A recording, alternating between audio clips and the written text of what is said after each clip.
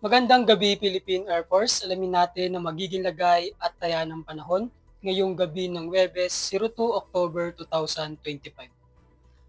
Ang minomonitor nating bagyo na si Tropical Storm Paulo ay huling namataan kaninang hapon sa layong 480 kilometers east of Baler, Aurora. Taglay nito ang hangin na umaabot ng 85 km/h malapit sa gitna at may pagbugso na umaabot naman ng 105 km/h.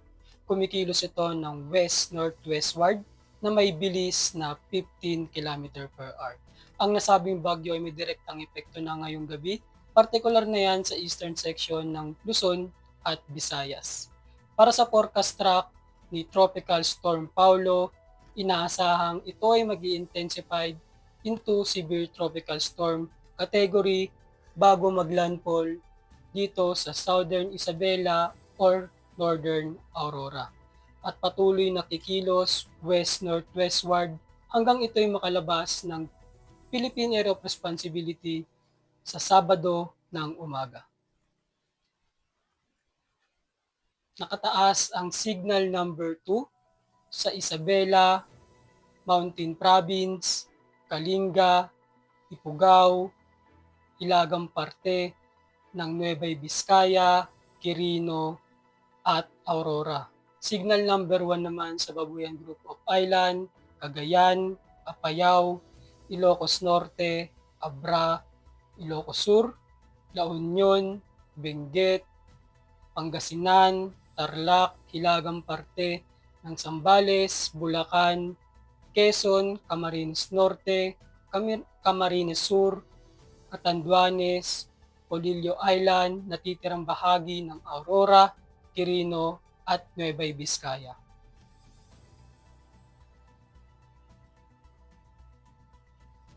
Para sa inaasahang lagay ng panahon bukas, sa Metro Manila, Lipa, Bicol Region at Philippine Rice, asahan ng maulap na kalangitan na may kalat-kalat na pag-ulan, pagkidlat at pagkulog. Sa Angeles at Bataan, asahan naman ang rains with gusty wind at sa Kawayan, Ilocos Region, Bagyo, asahan naman ang stormy weather dulot ni Tropical Storm Paulo. Sa natitirang bahagi naman ng Luzon, pati na rin dito sa Visayas at Mindanao, asahan ng mainit na panahon, bahagyang maulap hanggang sa maulap na kalangitan na may mga tsansa pa rin ng pulupulong pag-ulan, pagkidlat o pagkulog, lalo na sa hapon o gabi.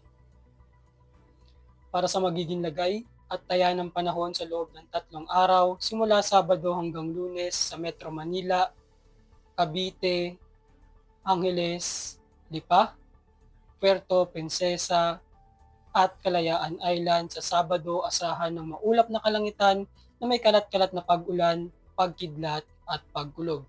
Pagsapit naman ng Linggo at Lunes, asahan ng bahagyang maulap hanggang sa maulap na kalangitan na may mga pulupulong pag-ulan, pagkidlat o pagkulog.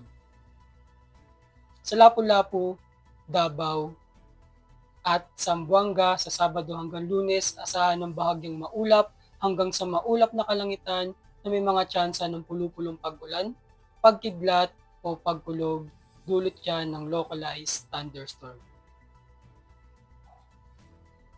Lumubog ang araw ng 17:44 at sisikat bukas ng umaga ng 05:46. Meron tayong 74% increasing moon illumination. Para manatiling updated sa lagay at taya ng panahon, i-follow lamang ang Air Force Weather Center sa aming mga official social media accounts. Yun lamang po ang lagay ng panahon ngayong gabi sa ngalan ng aming commanding officer na si Colonel Alvin John Cugador, PAP GSC. Ako si Airman First Class Antonio Emerili Jr., weather forecaster ng Air Force Weather Center. Muli, magandang gabi Philippine Air Force.